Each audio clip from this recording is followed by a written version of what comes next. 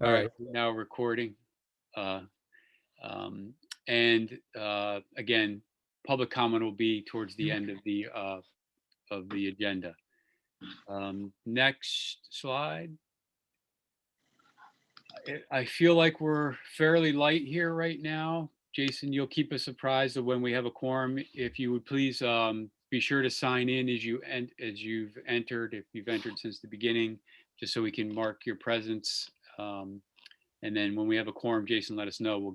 We'll circle back and vote on the December agenda, the December minutes. Yes. Okay, go down to the next slide. So for here, we were gonna just kind of recap where we were briefly in December and where the full body consortium has been with the body of work that this group brought forward, how things connect, and a little bit of the path forward for that, the full body, and then we'll pick up with where do we go from here as a work group. So at this point, I'm going to ask Matt to kind of take center stage and kind of walk us through that path as succinctly and as detailedly as possible, so people in the room who've not heard it before can kind of get an idea. Matt? Succinct and detailed. Yes, Matt. That's okay. You're a lawyer, Matt. You should be able to do that. Come on. All right. I have faith in you. I'm gonna emphasize the succinct part. So the consortium issued its interim recommendations that are limited to recommendations about the budget that the Governor and General Assembly are currently considering. Issued those recommendations in late December, and folks on this work group are familiar with most of them because a number of them came from this work group, and there were also a number from the educator work group. So those were combined. There was a written report that was pretty detailed that was sent to the Governor and General Assembly, and work group members got a copy of it. And if you did not get a copy, it's on the consortium's website, or maybe Jason is chatting it as I speak. I love 2021. So you can take a look at it. The consortium and some supporters from the community had a press conference just last Friday, and Ray and Mayor Przicki are two of the people who spoke at the press conference for the purpose of trying to publicize the consortium's recommendations now that the General Assembly is starting to actually deliberate and talk about the budget. We wanted to get those out there, and I think that went very well. And we had, aside from people from the consortium, we had some fairly important supporters from outside the consortium who were voicing support for the recommendations, including a number of legislators who are in leadership positions with respect to education and with respect to the budget, representatives from the state NAACP, from the business community. We had Terrence Newton, who's the principal at Warner Elementary School.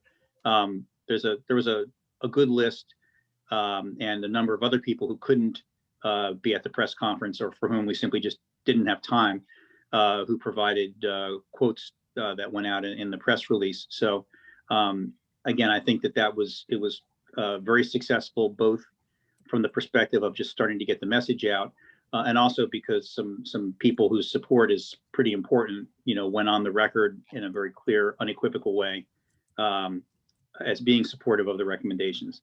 So that's where we are as of about 4 days ago, and I think if we're going to talk at some point during this meeting about now that it's all out there, how do we make sure that it gets done? Great, thanks, Matt. And that was it was pretty powerful press conference, and it was well done and designed, I think, to carry the message that the interim recommendations carried to the greater community. So I think that was a perfect segue into the conversation that we wanted to have today. If you could go to the next slide, Jason, I think it's Yeah, there you go. Where do we go from here? Pretty straightforward. Um, and Ray, did you want to kick us off here, or do you want me to set the stage and then have you jump in? What's your preference? I'll kick us off. And Okay. so as we all know that the interim recommendations are in the public space. The governor has them, members of the General Assembly have them. Our homework is to make certain that we revisit those interim recommendations, not just from the social determinants work group, but from the educators work group, and that we develop a kind of an elevator speech, because the next leg of work really is to build support across a spectrum of individuals and sectors, both the nonprofits, the business, and among elected officials, because we believe that they are first steps. And of course, because it has a budgetary ticket associated with it, just because we think that they are important to do doesn't mean that it will just magically happen. So we really have to be very intentional about building support. So that's what we wanted to spend some time doing in the next 15 or so minutes of key influencers that each of us, whether organizations or individuals, that we believe are vital to supporting these recommendations, to identify them, to see where the gaps are, and to develop a plan for outreach. I've been on so many calls. There are a range of requests that are going to the General Assembly from the General Fund. And so if we want to see these recommendations funded, we're going to have to champion them in a very active way. Jeff, would you like to add, or Matt? I'll add a little bit, Ray, that it's, it's the power of the folks who are in this room who put together these proposals so passionately, and really trying to capitalize on your interactions with folks who feel your passion in whatever way, shape, or form that may be as we move forward. We're going to try to be thoughtful about it, align with the larger body consortium, but also leverage the relationships that you all have and the professional connections that you have to get this story out there, build on the story that started at the press conference, which was powerful because there was, there were Wilmingtonians carrying the message about what they want to do, and they're leading the work. And I think that that's something that was a good example, Ray, the press conference, of the kind of network we need to start building off of. Yeah, and Ray, if I Matt, could, yeah, and I was going to bring it up anyway, but Dawn just posted a good question, which is, one of the things that we are trying to do that can be very helpful is to record some testimonial videos from people that the staff for the consortium can start putting up on our social media pages and using to help get the message out. And just looking at the participant list from this call, there's a number of people who are in this meeting right now whose opinions are very important to a lot of other people, and recording a 3 or 4 minute video about why it's important that these recommendations get funded. That's not sufficient, and we still want people to follow up work and contact people individually. But having those videos in hand is really helpful and helps us sort of put a constant flow of information out and advocacy out on the through the social media resources that we have. So Jason, I don't know what if we have a process yet for how we're recording those. We're going to start out with the video that we already have from the press conference, but we very much want to have other voices out there as well. We don't have a process yet, but one thing that we could do, and I've been doing this a bit on my own for my own purposes, is if you are so inclined to speak and be in a video, email me directly. We'll set up a Zoom call. I can record the Zoom call, and then I can do some editing to sort of stitch it together or kind of make it a little bit more polished. So Jason, are you interested in people sending a short video from their iPhone or iPad? Yeah, if you can get in it to me, schools. that's also a good way. Okay. I see Tika has a hand up. I don't know if was a question that was already asked and answered, but Tika.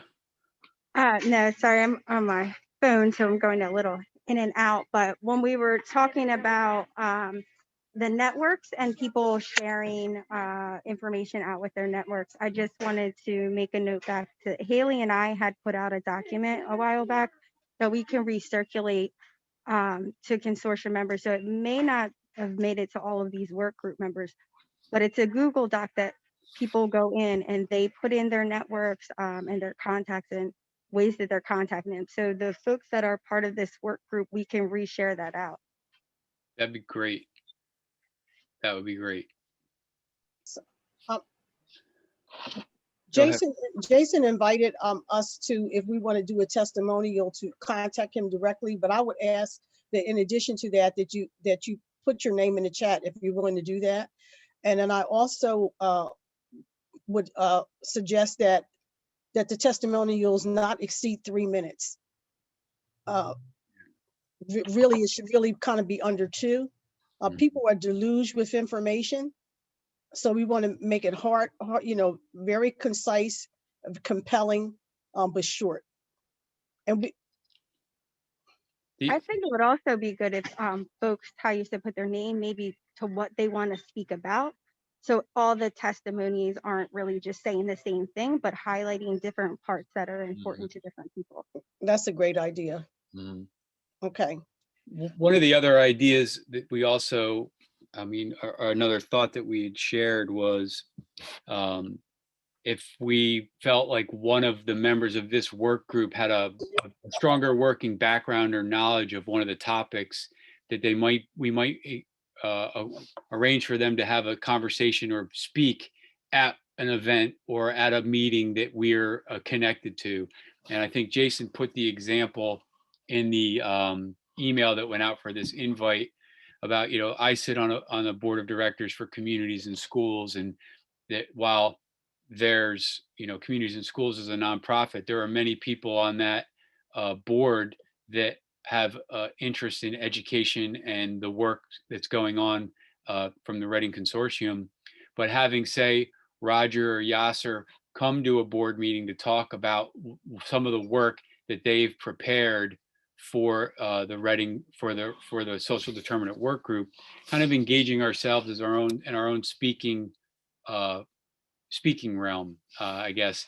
It's just an idea. I'm sure that it's not foreign. I mean, everybody in here has been involved with civic associations or attending various professional meetings, but making ourselves available, and if at all possible, to speak outside of our network in support of this into somebody else's is another way of kind of getting that passion and message out there.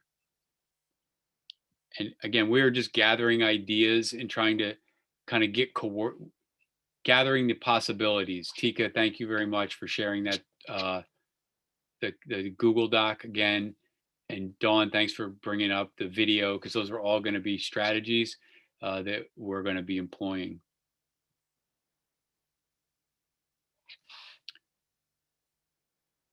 Ray, again, this was going to be a relatively short meeting.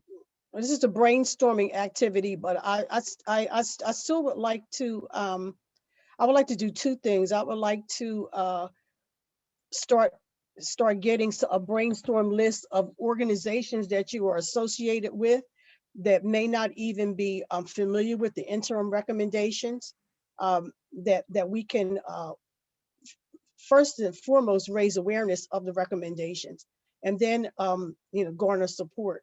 So if you can put some of those organizations that you're already affiliated with in the chat, that you're willing to speak with, we're not asking you to speak with them right now. We'll make sure that we're consistent in our messaging, and that we also scan for duplications. I can tell you, I was on the Wilmington Advisory Council that was formed several years ago as a result of the CDC report on violence, the Racial Justice Coalition, and about 2 other meetings. Don't ask me why I'm on all these meetings. Matt puts my name down. And almost everybody said that they have an education platform. But unless we can be a bit more cohesive, we can be unintentionally working at cross purposes. So that's really that's one of the goals, so that we're more cohesive beyond the Reading Consortium. So when Matt spoke with the Wilmington Advisory Council this week, so we can put that in the chat as a group that we need to loop back around to. So are we, Tika, did you send the list? Are you putting that in the chat, or is that something that you are emailing to? No, it's a Google Doc, and basically it's just an organization tool for basically what Ray's talking about right now. So do we, I apologize, I'm out on my phone, Oh, that's but I okay. can send Okay. when I get back to my laptop, I can send it to everyone that this email invite for tonight's meeting was sent to. Great. Right now, I'm simply asking you all to put those groups in the chat. It's being recorded. We can print a record of the chat, and we can get it in the Google Doc. And the next time we'll have the Google Doc available, so it's real time. Yes, it can be extracted out of there pretty easily. Okay. And if you want to, you can speak out loud if you like to also. And since we have Mayor Przicki with us, and Mayor Przicki, he's on mute. yeah. Mayor Unmuted. Przicki, we want to give you the opportunity to share any ideas that you think that we should be engaged in to galvanize support for these interim recommendations. I appreciate your asking me to comment. I really have to think about this a great deal, because I think, Ray, when you said everybody has an education platform and everybody has a different idea, I think that's true. I think there is I'm so frustrated that we don't coalesce around even common objectives, let alone common methodologies. So I think what the consortium is doing is brave. I think what it is doing is so worthy. I'm trying to get my head around where it's all heading. And forgive me, I'll blame it on clogged arteries. That I'm not as up to date as I should be, but I have to get myself really comfortable with the things that we're asking for. I don't know that, I mean, personally, I think the power of the idea is more important than the method of conveying the message. I think we still have people in the General Assembly who don't buy it all into what the consortium is doing, and you have to understand that, right? I mean, you know that. I've been surprised at some of the almost hostility people have toward it. It's almost as if they don't believe that they don't believe that you can fix our school system, which is so sad. So, I was happy to participate last week because I have such a high regard for the folks who are involved here. I just have to get myself real comfortable with what we're doing before I want to give you any advice about how we promote those ideas, because I think that there are a variety of ideas how we do it. Look, first thing is you got to have the governor on board. We have to make sure that the governor is fully supportive of everything we're doing. And then I think it's trying to go to get leadership. And I think I don't know that the methods are as important as the face-to-face contacts with people who are the most influential, the people who are the deciders. Mhm. That's kind of my sense of things. I wish I could give you a more informed view of this, but that's how I feel. But thanks for asking. Yeah, I mean, that's helpful what you said. That's helpful what you said. I think here, And anything that we can do to have some one-on-one time to help you to get more comfortable with the ideas, you know, so I happy to do that. have 4 people I wrote a note to call, and sorry, but you lose. You're one of them. Okay. All right. Thank you. Good. Thanks. So I do see people are putting organizations and groups and contacts in the chat. And I think we also have to recognize that that influence comes from different directions. So one may have a formal role as an influencer, but they can be influenced and perhaps persuaded to support that which they are not, don't have a natural propensity to support. Somebody's saying we should use the public comment period during a city council meeting. Okay, Ms. Eller, Good point. thank you. Did you want to say anything? No, I think those are great platforms to come and speak at during a city council, during public comment, during a city council meeting, and even at the different board meetings across the state and different school districts as well too.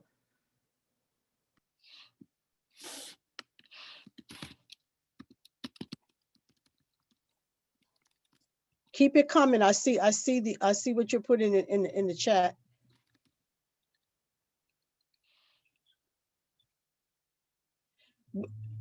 I want to ask do we have anyone speaking at JFC meeting, the JFC hearings?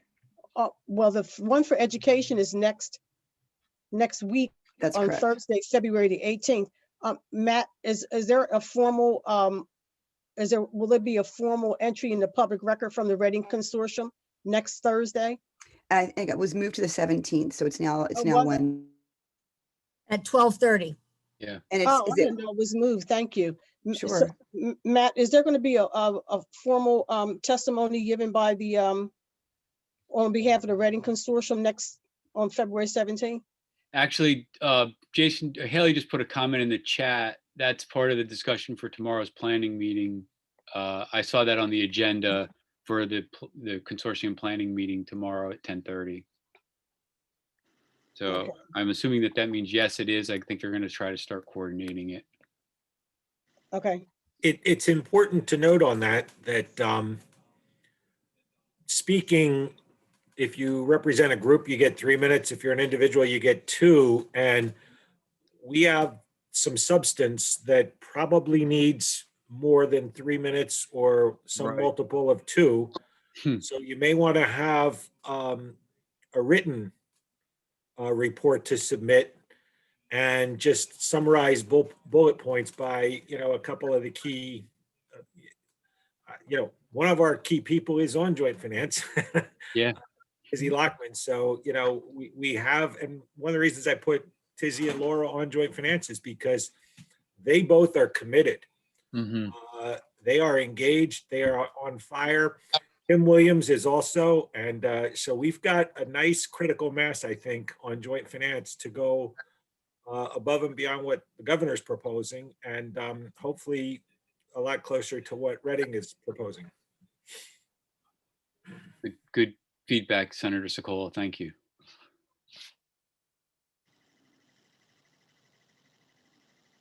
Keep the list going in there. I see people are just kind of brain dumping them in there. That's great. And I think, while, the mayor's, saying he needs more time to kind of think about what he would offer up as a suggestion.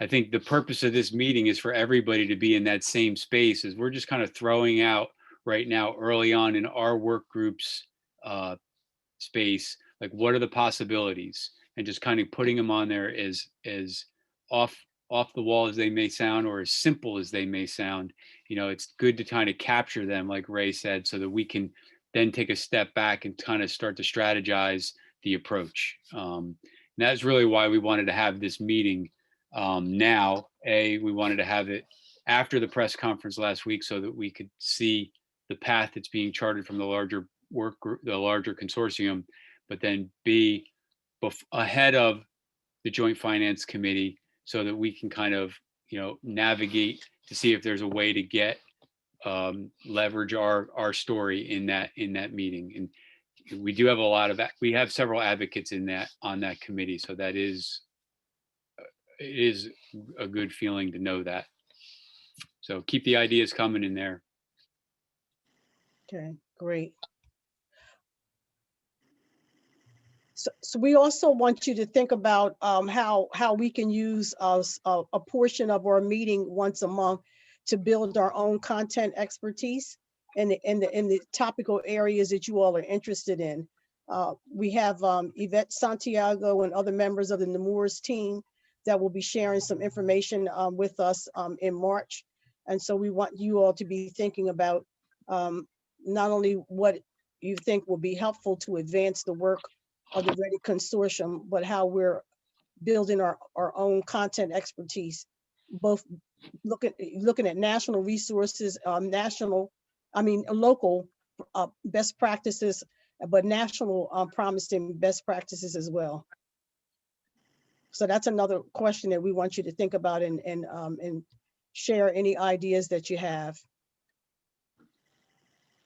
So along those lines, just to kind of piggyback on what Ray's saying, for example, I know Roger and Yasser spent a significant amount of time with Adrian Peebles from the Department of Ed around the data forum that Dr. Bunting had offered up at a meeting we had late in November, early December. It would be interesting. It'd be helpful to probably see what that conversation was about and what the data portal is that's out there and what the possibilities are for that. So that's just an example of when I think about what I've been hearing, the conversations and from the subcommittees. Those are the things that that's the kind of thing that we want to be thinking about presentations for this group.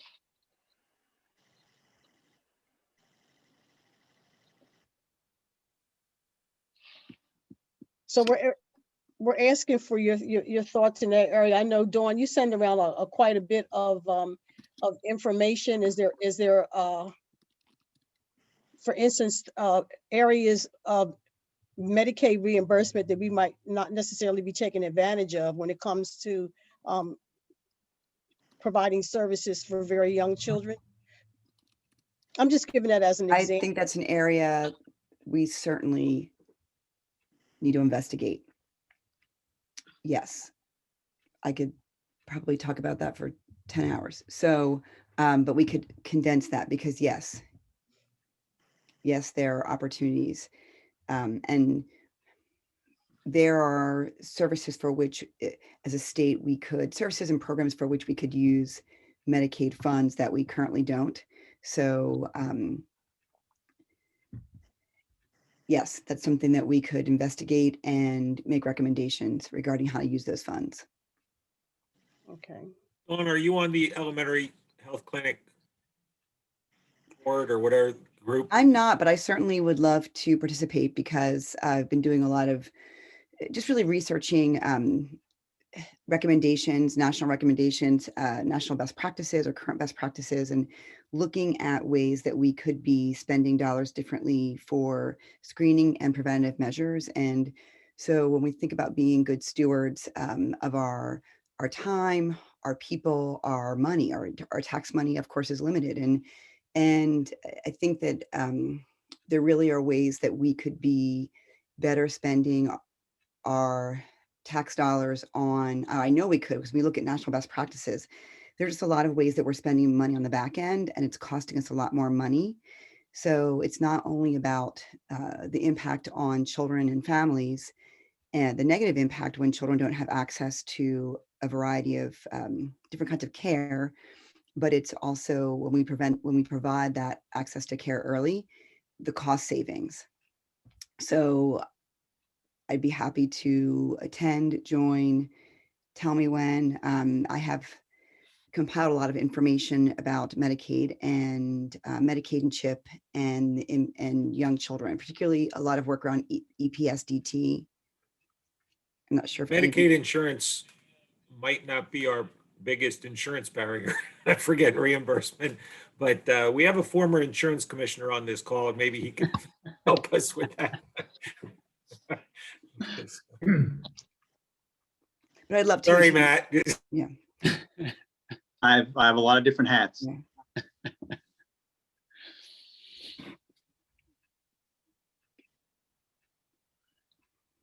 Yeah. Trauma recovery funding that might be helpful for creating a seamless system of care. Dr. Terry Laura, is that a topic that you want to have some time on the agenda to talk about? Sure. Thank you. Okay.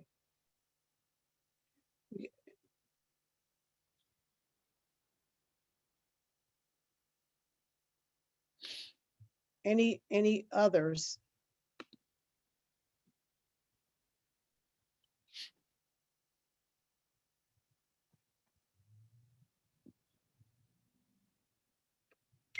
Okay, well, you can as Jason has invited to us to communicate with him post meeting as things topical areas pop up in your mind that are related to our interim recommendations. So And I want to underscore interim, because we knew from the very beginning that we couldn't cover the waterfront. We honed in on what we thought what makes a difference for the children that have the greatest needs that have been documented. And we know that we need a lot more information about their needs, hence, the whole data gathering, data transparency recommendation. But I'll tell you, and I don't want to upset the apple cart, but that's kind of, what I'm really compelled to advocate that we take a look at how can we connect these interim recommendations to services for middle school and high school students. I am a early childhood a proponent. It makes the utmost sense to do everything that we can around early intervention, but in real time, the needs of our 10 are very, very significant. And so at the outset, we said that we would look at whole child development, and any way that we can start building our information and the kinds of interventions and supports for middle school and high school students, I think should be included on the where do we go from here.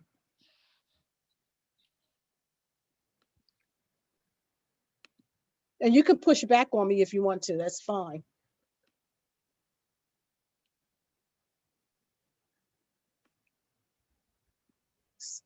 Is silence consent? I don't think anybody's accepting that invitation. Oh, okay. No, really, I'll be honest with you. There were remarkable comments and reflections and compelling messages that were given at the press conference. But when Terrence Newton spoke about what's going on at Warner, that broke my heart. I think if we do make a joint finance committee presentation, I'm hopeful that he might have time to be one of the folks who speaks to some of these issues in front of the joint finance committee, because I completely agree with you. Okay. And I agree that I think it's a no-brainer that these things have to extend to middle school and high school aged kids. So I think that I think the silence may just be that that everyone agrees. I think it's going to be a challenge. I'm very optimistic, but it's going to take an awful lot of work just to get these interim ones picked up. And if we do, it's going to be it's going to be a step forward that I think at least is going to be different and more substantial than we've seen the General Assembly and the governor do in a long, long time, and it's going to really show some concrete results on the Right, ground. right. And I'm not suggesting that we do anything that would kind of not stay focused on the interim recommendations. But what I am suggesting is that little children live in families. They have older siblings in the same house. And I'm challenging us to think more comprehensively about the kinds of the way that these recommendations get interpreted and get operationalized. Yep. So we talked a bit about building support and strategizing and being strategic about building support for the resourcing of these interim recommendations, building our own content knowledge and sharing information with one another. What else do you think that we should be giving our attention to for the next several months of this work? Still around the question, where do we go from here? So I'd like to make a recommendation that, since certainly, Matt, we have your expertise when we think about the EPSDT program, and we know that the oversight from the federal government is not what it needs to be. And when we look at Delaware and for those of you who are not familiar, and Matt, you jump in because you probably know more about this than I do, but I'll say what I know. Medicaid's EPSDT program ensures that children who are Medicaid and CHIP eligible have access to the screening and preventative services that are outlined in the American Academy of Pediatrics Bright Futures Schedule of Periodicity, which is a birth to 21 schedule of the immunizations, screenings, preventative measures, activities. So it's looking at screening, it's immunizations, it's hearing screening, hearing, vision, lead, autism, behavioral, developmental. And then as they become older, mental health, HPV, I could go on and on. I don't have all the older ones memorized, but it's I could pull it up and share it. But it's, when you look at Delaware's, this is something that's required. So looking at federal law and state law, pediatricians who accept Medicaid and CHIP are required to implement these preventative measures and screenings at well visits. But Delaware's numbers, for example, with developmental screening, are around 27.5% when you look at young children. So we have 67.5% of children birth to 2 receiving their immunizations at their well visit. Yet at the same time, they're not getting a developmental screener. So it's not that families aren't bringing children. If 67% of families are bringing children, but only 27.5% of those children received a screener, what is required is not being implemented. So how can we look at the barriers to implementation of those best practices? Because our equity data shows us that Black children are 5 times less likely to receive early intervention than white children who are white. So, I mean, these are eligible children. So we know that there's an issue with equity. And unfortunately, much of the access to services is related to healthcare.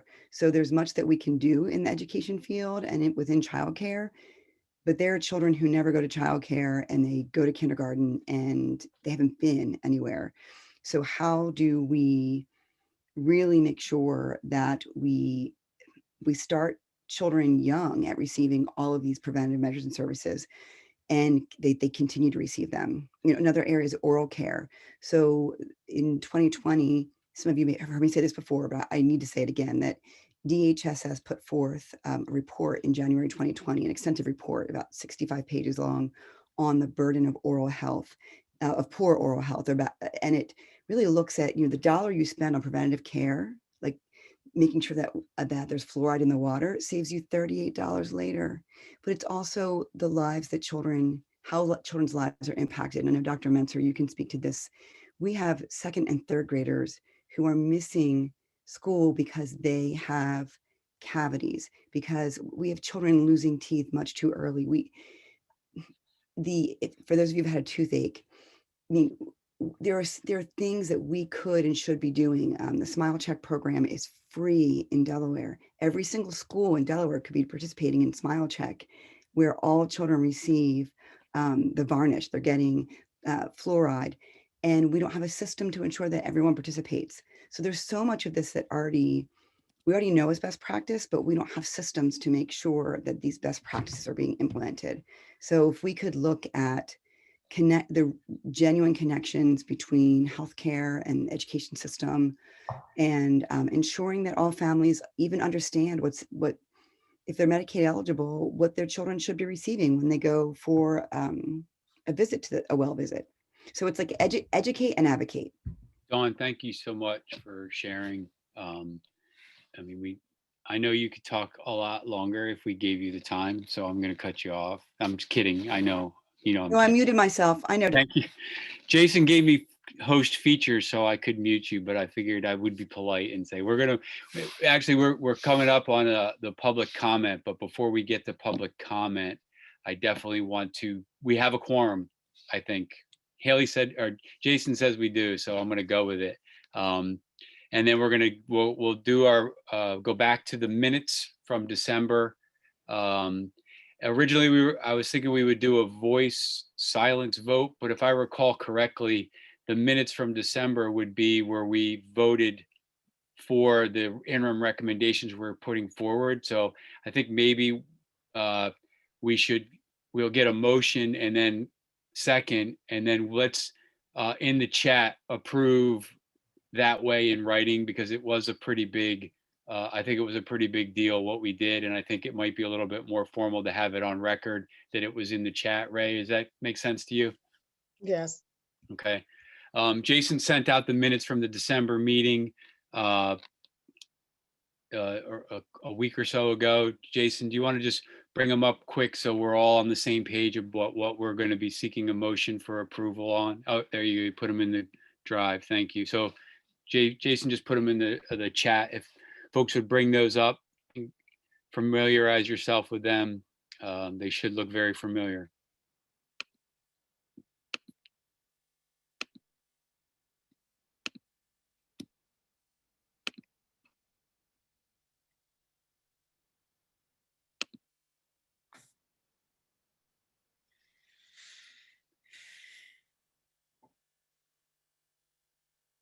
So at this point, looking for a motion from a consortium, from a work group member I make a motion that we accept the meeting minutes of December 7th, 2020. This is Yvette.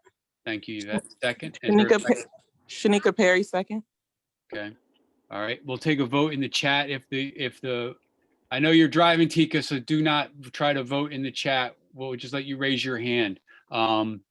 If you're a consortium member, or a work group member, if you could in the chat, just affirm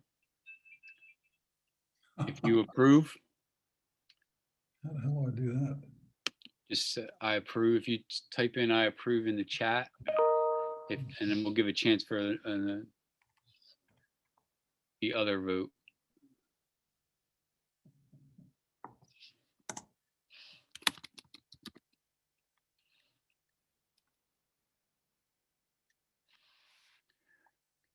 Okay. Those opposed?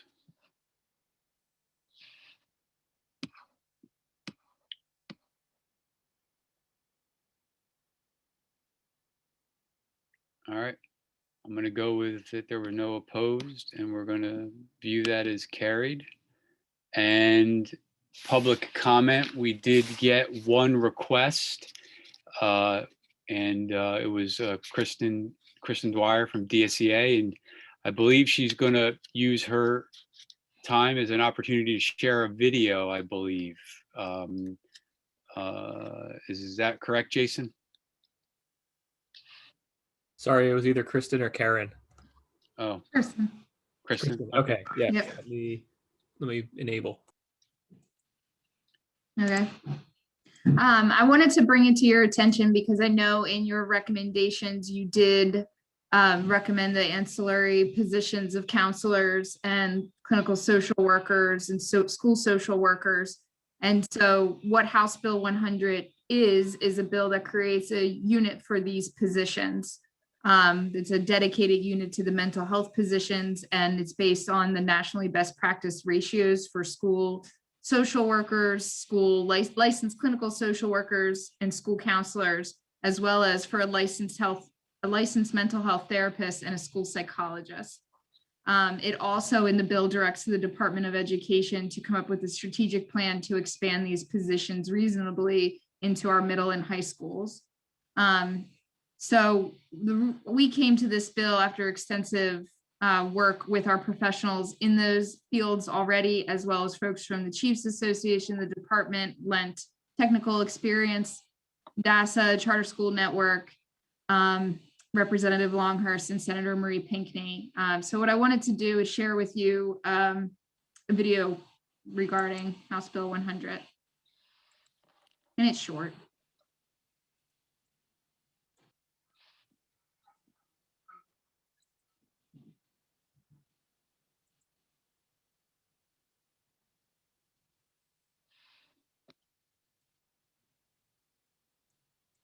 And now I'd like to share testimony from a Delaware elementary school counselor. Recently, 2 state reps came to visit my school. They walked the cheerful halls of my K-5 building, and everything seemed to be as it should be. While the representatives walked around, they saw children sitting in classrooms who appeared to be learning.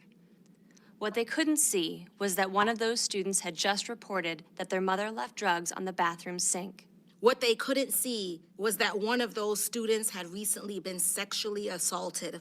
What they couldn't see was that one of the students was woken up by the police who were raiding their home. What they couldn't see was that one student was terrified because a judge just let her mother have contact with her again. What they couldn't see was that one child was thinking about hanging themselves with a jump rope when they got home. What they couldn't see was that 2 students were thinking about the fire that had just destroyed everything they own. What they couldn't see was that a student was worried about going to court because their father is being accused of bringing them to this country without their mother's permission. What they couldn't see was that one student wasn't there because they were being assessed by a professional psychologist for being a potential risk to themselves. What they couldn't see was that one student recently lost his mother. What they couldn't see was that one student woke up and was told by their guardian that he was ruining their life. What they couldn't see was that one student claims she feels empty inside. What they couldn't see is that one student is worried because their parent just attempted suicide. What they couldn't see was that one student wasn't at school yet because they had to meet with ICE. What they couldn't see was that some students feel like they don't have a significant relationship with any staff member in the building. What they couldn't see is that one student just got made fun of for having alcoholic parents. What they couldn't see was that some students were worried about not having enough food for dinner. What they couldn't see was that some students were scared their parents might get a divorce. What they couldn't see was that one student was confused because her daddy hasn't been home in weeks. What they couldn't see was that some students were confused all day because English is their second language. They couldn't see that from looking at my students, but I see them. But I could see them. I see them. I see all 501 of them. These worries are real. These events are all real.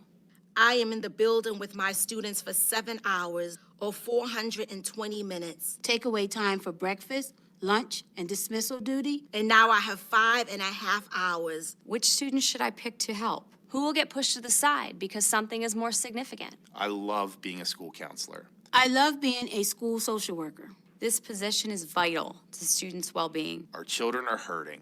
I love what I do, but I cannot meet the needs of all of my students. Rather than just complaining after work, I am reaching out to ask for a systemic change. Our students are worth it. Our students are worth it. They need us.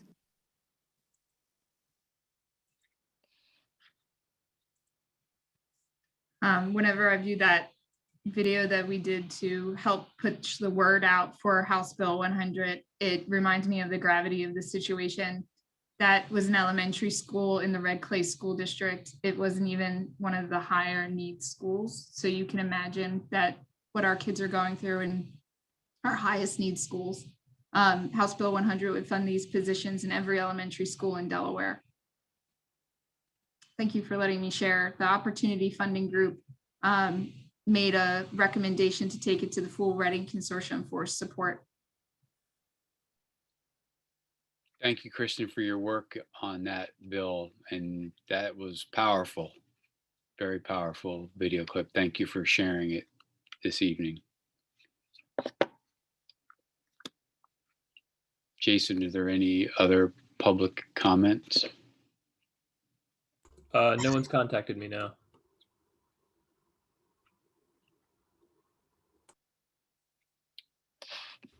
Can I say something very quickly? My name is Erin Goldner. Yes. That video is very impactful. Oh my gosh, first of all. Mm-hmm. Oh my gosh. And second, I read the Department of Transportation recent pamphlet, and it talked about the broadband deserts on top of food deserts and childcare deserts or registered childcares. And then there was these broadband deserts. So I didn't know if Department of Transportation would be a influencer or someone that a department or agency that would be coming to talk, not just discuss about bus routes, but obviously now they're doing technology surveying. So I just wanted to mention that because that kind of just like that video we just watched, that was very impactful. But reading that little newsletter, that was also bothering. And that's all I wanted to say. Thank you. Thank you, Ms. Goldner. Appreciate that.